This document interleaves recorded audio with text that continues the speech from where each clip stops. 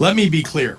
Donald Trump is using our service members as political props and as pawns in his illegal effort to militarize our nation's cities.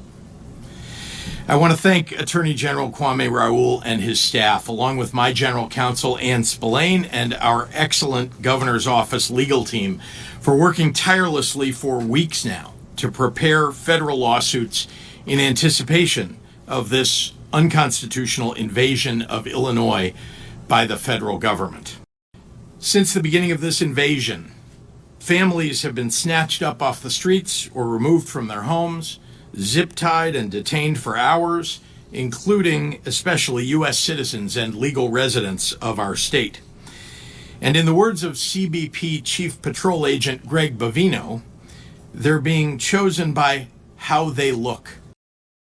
I refuse to let Donald Trump, Kristi Noem, and Gregory Bovino continue on this march toward autocracy. Their plan all along has been to cause chaos, and then they can use that chaos to consolidate Donald Trump's power. They think they can fool us all into thinking that the way to get out of this crisis that they created is to give them free rein. Well, that plan will only work if we let it. The state of Illinois is going to use every lever at our disposal to resist this power grab and get Noem's thugs the hell out of Chicago. I'm not afraid. I am not afraid, and I won't back down.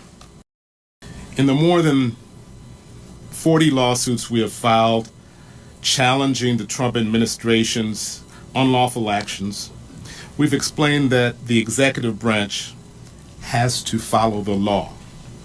A president cannot go beyond the authority granted by Congress with regards to deploying the National Guard. And there is no need or justification for a militarized response to anything going on in Chicago. It is unfair to National Guardsmen. It is unfair to local law enforcement. And it is certainly unfair to the law-abiding citizens of Illinois who do not want to be subject to military occupation. I've promised that the city of Chicago will do everything in our power to protect the constitutional rights of all Chicagoans. This lawsuit is the latest demonstration of our commitment. Let me be absolutely clear. The president is not sending military troops to Chicago to keep us safe. We know this because Trump has a history of targeting Chicago. Chicago will not be used as a political prop.